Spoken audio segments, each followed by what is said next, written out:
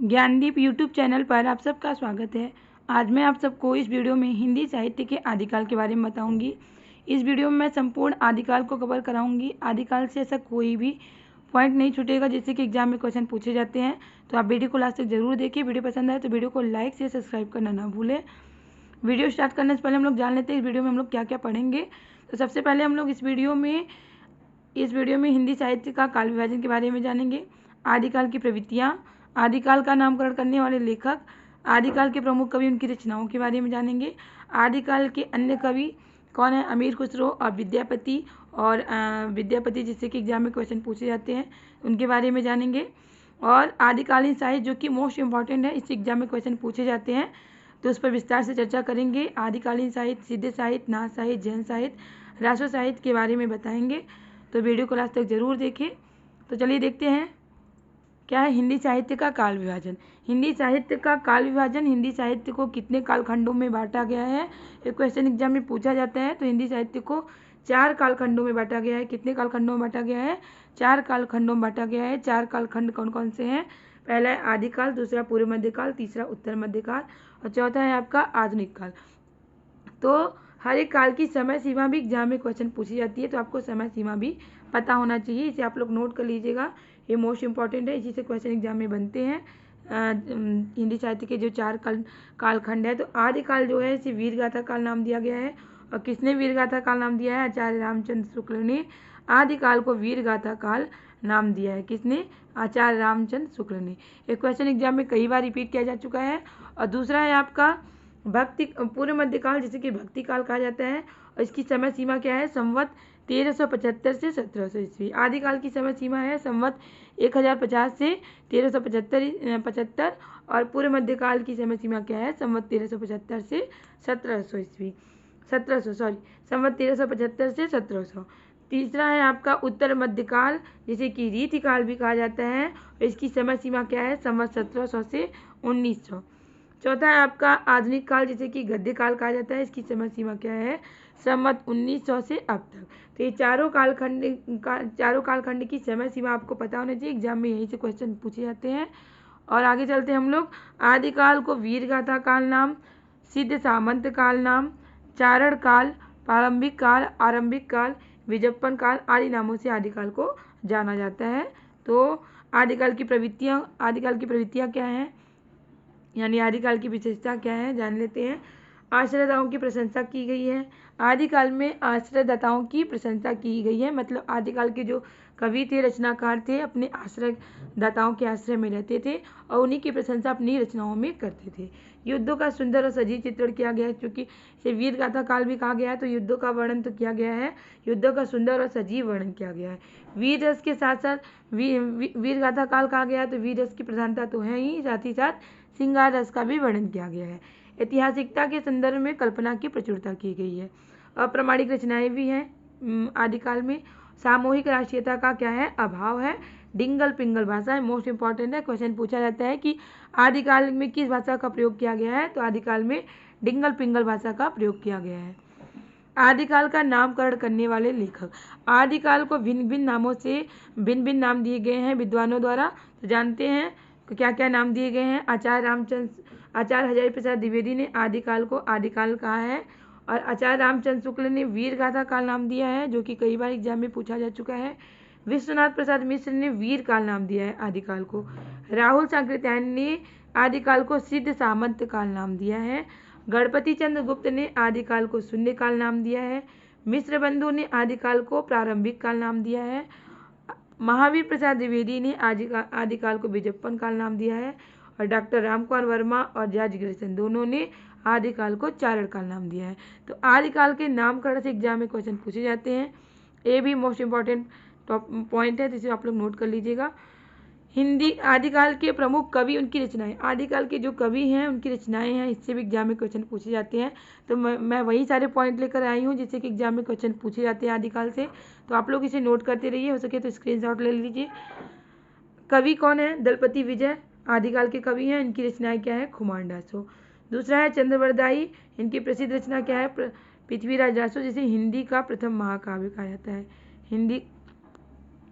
पृथ्वीराज रासो चंद्रवरदाई की रचना है, इसे प्रथम महाकाव्य कहा जाता है किसे? हिंदी का प्रथम महाकाव्य कहा जाता है। पृथ्वीराज रासो को हिंदी का प्रथम महाकाव्य कहा जाता है। चंद्रवरदाई की रचना है। चंद्रवरदाई को रामचंद्र शुक्ल ने हिंदी का प्रथम कवि माना है। वैसे हिंदी के प्रथम कवि कौन है? सरापा है, लेकिन आचार्य रामचंद्र शुक्ल के अनुसार हिंदी का प्रथम कवि कौन है? चंद्रवरदाई, जिनकी प्रसिद्ध रचना क्या है? पृथ्वीराज रासो, जो कि महाकाव्य है। तीसरा है नरपति लाल। नरपति लाल की रचनाएं क्या है? विशलदेव रासो। जगनी की रचनाएं क्या है? परमाल रासो। नल सिंह भाट की रचना क्या है? विजयपाल रासो। विद्यापति की प्रमुख रचना क्या है? कीर्तिलता कीर्ति पताका। कीर्तिलता कीर्ति पताका किस भाषा में लिखी गई है? क्वेश्चन पूछा जाता है, तो अभट्ट भाषा में लिखी गई है। पदावली भी इनकी रचना है। सरापा की प्रसिद्ध रचना क्या है? दोहा कोश। केदारनाथ भट्ट की रचना क्या है? जयचंद्र प्रकाश। अब्दुल रहमान, एक कई बार क्वेश्चन पूछा जा चुका है, संदेश रासक किसकी रचना है? अब्दुल रहमान की रचना है।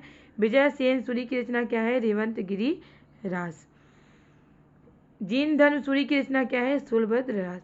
तो ये सारे इंपॉर्टेंट हैं प्रसिद्ध कवि, उनकी रचनाएं। आदिकाल की अन्य रचनाएं एवं कवि क्या है, जान लेते हैं। आदिकाल के अन्य कवि कौन कौन से हैं? अमीर खुसरो मोस्ट इंपॉर्टेंट है, इस एग्जाम में क्वेश्चन पूछे जाते हैं। तो इनकी समय सीमा हम लोग जान लेते हैं। इनकी समय सीमा है 1253 ईस्वी से 1325 ईस्वी। और इनका मूल नाम भी एग्जाम में पूछा जाता है। इनका मूल नाम है अबुल हसन। अमीर खुसरो का मूल नाम क्या है? अबुल हसन। इनके गुरु का भी नाम पूछ लिया जाता है। इनके गुरु का नाम है निजामुद्दीन औलिया। ये खुसरो जो है पहेलियों मुखोरियों के लिए प्रसिद्ध हैं। इनकी पहेलियाँ मुखोरियाँ के लिए प्रसिद्ध माने जाते हैं खुसरो। इन्हें तोताए हिंद कहा जाता है, हिंदुस्तान की तूती कहा जाता है, तरकुला कहा जाता है। तोताए हिंद के नाम से कौन जाने जाते हैं? अमीर खुसरो जाने जाते हैं। हिंदुस्तान की तूती किसे कहा जाता है? अमीर खुसरो को कहा जाता है। इस तरह से क्वेश्चन एग्जाम में पूछे जाते हैं। और इन्हें खड़ी बोली का प्रथम कवि भी कहा जाता है। किसे? अमीर खुसरो का। अमीर खुसरो को खड़ी बोली का प्रथम कवि कहा जाता है। इनके ग्रंथ कौन कौन से हैं? खजाइनुल फुतूह, आशिका, तुगलकनामा इनके प्रसिद्ध ग्रंथ हैं। विद्यापति से भी एग्जाम में क्वेश्चन पूछे जाते हैं। इनका समय है 1380 से 1460 ईस्वी और इनका जन्म बिहार के दरभंगा में हुआ था। इनको बहुत सी उपाधियाँ दी गई थी। इन्हें मैथिल कोकिल कहा जाता है, कवि शेखर कहा जाता है, अभिनव जयदेव भी इन्हें कहा जाता है। अभिनव जयदेव के नाम से कौन जाने जाते हैं? विद्यापति जाने जाते हैं। और इन्हें मैथिल कोकिल भी कहा जाता है क्योंकि इनकी अधिकांश रचनाएं मैथिली भाषा में है, इसलिए इन्हें मैथिल कोकिल कहा जाता है। इनकी रचनाएं कौन कौन सी हैं? पदावली जो कि मैथिली भाषा में है, कीर्तिलता कीर्ति पताका ये दोनों रचनाएं अभट्ट भाषा में है। और कीर्तिलता में किसका वर्णन किया गया है? कीर्तिलता में तिरहुत के राजा कीर्ति सिंह की वीरता उदारता का वर्णन किया जाता है। इस तरह से क्वेश्चन पूछा जाता है कि विद्यापति की रचना जो कीर्तिलता है इसमें किसका वर्णन किया गया है? तो इसमें तिरहुत के राजा कीर्ति सिंह की वीरता और उदारता का वर्णन किया गया है। और कीर्ति पताका जो इनकी रचना है इसमें राजा शिव सिंह की वीरता का वर्णन किया गया है। तो ये दोनों रचनाएं अभट्ट भाषा में लिखी गई है। कौन सी? कीर्तिलता कीर्ति पताका। अब विद्यापति की चर्चित पंक्ति है जो कि कीर्तिलता से ली गई है। एग्जाम में पूछा जाता है कि पंक्ति किसकी है, तो विद्यापति की पंक्ति है। क्या पंक्ति है देख लीजिए। देसिल बहना सबजंग मिठा ते तैसन जपियो अभट्टा। ये चर्चित पंक्ति इनकी पूछा जाता है पंक्ति किसकी है, तो विद्यापति की है। इनकी किस रचना से ली गई है, तो कीर्तिलता रचना से ली गई है। संदेश रासक अब्दुल रहमान की रचना है और ये आदिकाल के मेघदूत माने जाते हैं। कौन? अब्दुल रहमान को आदिकाल का मेघदूत कहा जाता है। और संदेश रासक जो है इनकी प्रसिद्ध रचना है। प्राकृत पैगलम किसकी रचना है? लक्ष्मीधर की रचना है। ढोला मारूलाल दोहा किसकी रचना है? कुशल राम कल्लोल कवि भी कहा जाता है इन्हें। राहुल बेल किसकी रचना है? रोड़ा कवि की रचना है और ये चंपू काव्य है। युक्ति व्यक्ति प्रकरण क्या है? व्याकरण ग्रंथ है। किसकी रचना है? दामोदर शर्मा की रचना है। वर्ण रत्नाकर ज्योतिश्वर ठाकुर की रचना है और मैथिली गद्य की प्रथम रचना मानी जाती है। क्या? वर्ण रत्नाकर जो है मैथिली गद्य की प्रथम रचना मानी जाती है और किसकी रचना है? ज्योतिश्वर ठाकुर की रचना है। और आदिकालीन साहित्य जो कि मोस्ट इंपॉर्टेंट है, इस एग्जाम में क्वेश्चन पूछे जाते हैं। तो आदिकालीन साहित्य कौन कौन से हैं? सिद्ध साहित्य, नाथ साहित्य, जैन साहित्य और रासो साहित्य। तो चलिए जानते हैं हम लोग सिद्ध साहित्य के बारे में। सिद्ध साहित्य की संख्या कितनी मानी जाती है? एक क्वेश्चन एग्जाम में कई बार पूछा जा चुका है। सिद्ध साहित्य की संख्या 84 मानी गई है। सिद्धों का संबंध किससे है? पूर्वोत्तर भारत से रहा है। और सिद्ध क्या थे? निरीश्वरवादी थे।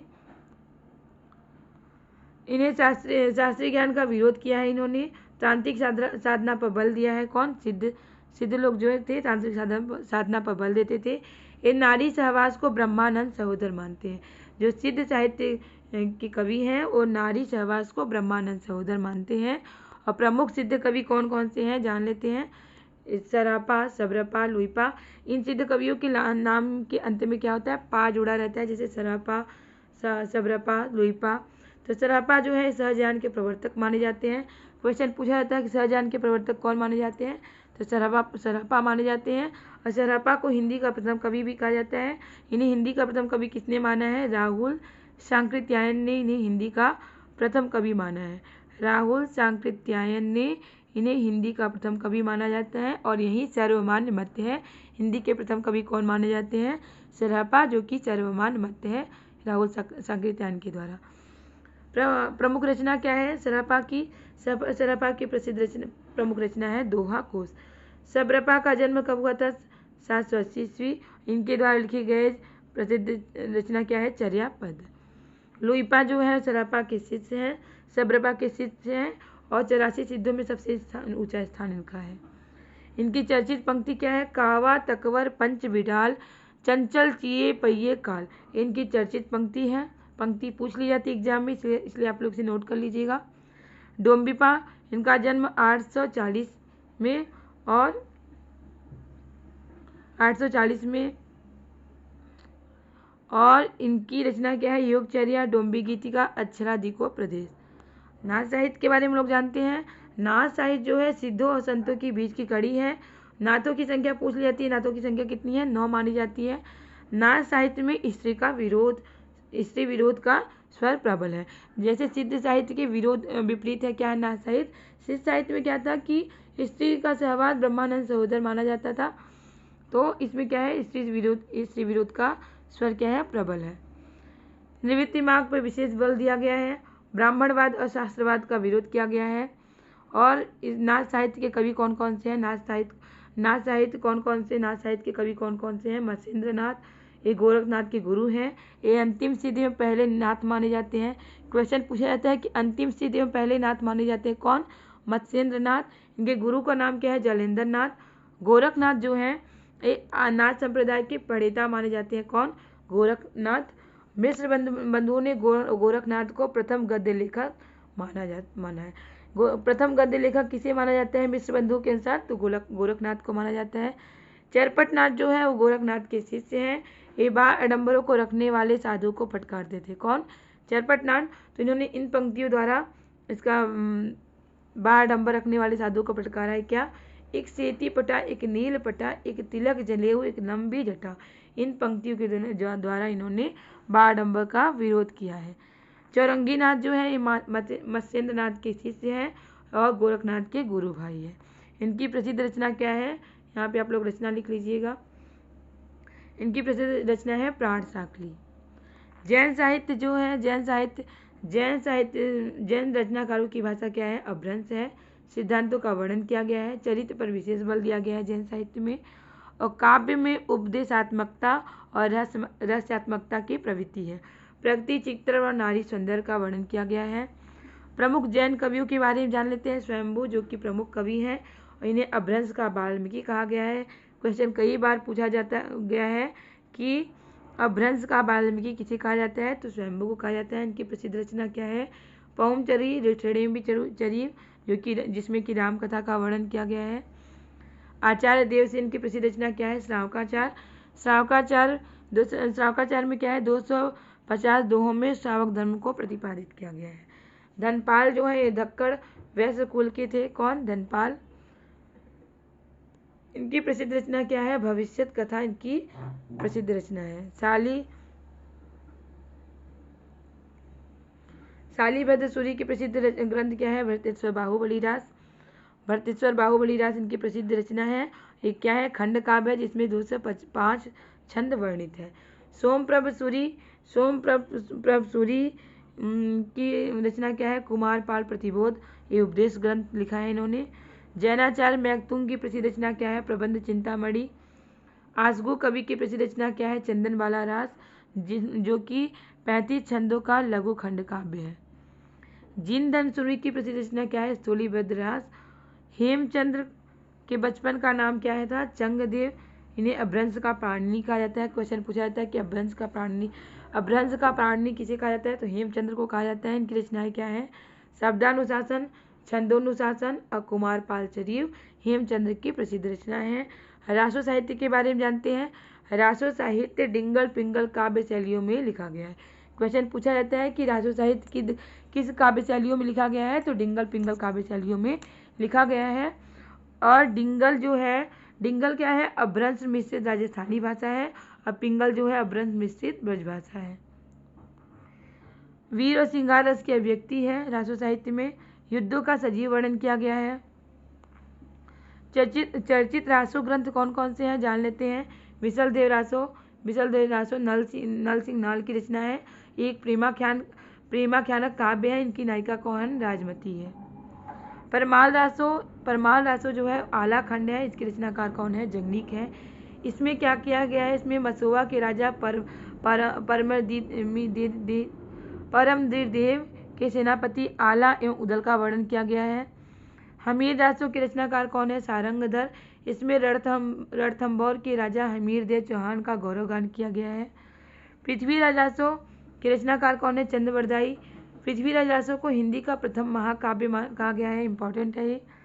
इस अब देखिए पृथ्वीराज रासो को कुछ ऐसे कवि हैं, कुछ ऐसे विद्वान हैं जिन्होंने अप्रामाणिक माना है, किसी ने प्रमाणिक माना है तो किसी ने अर्ध प्रमाणिक माना है।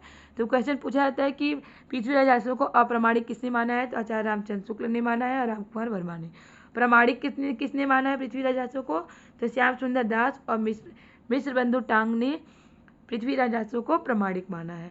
और पृथ्वीराज रासो को अर्ध प्रमाणिक किसने माना है, तो राजा दशरथ शर्मा और हजारी प्रसाद द्विवेदी ने पृथ्वीराज रासो जो कि महाकाव्य है चंद्रवरदाई के द्वारा लिखा गया, और इसे अर्ध प्रमाणिक माना है। किसने, डॉक्टर दशरथ शर्मा और हजारी प्रसाद द्विवेदी ने।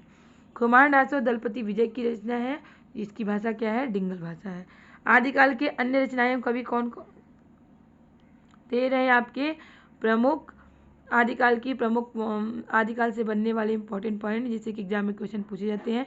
उम्मीद है कि आपको वीडियो जरूर पसंद आया होगा। वीडियो पसंद आया तो वीडियो को लाइक से सब्सक्राइब करना ना भूलें, क्योंकि आपका लाइक से सब्सक्राइब ही हमें मोटिवेट करता है इस तरह के क्वेश्चन आने के लिए, इस तरह के टॉपिक लाने के लिए, जिससे आपकी अच्छी तैयारी हो सके और अपने एग्जाम में सफल हो सके। इसी तरह के क्वेश्चन, इसी तरह के टॉपिक की तैयारी करने के लिए हमारे चैनल से जुड़े रहें। तब तक के लिए मिलते हैं नेक्स्ट क्लास में।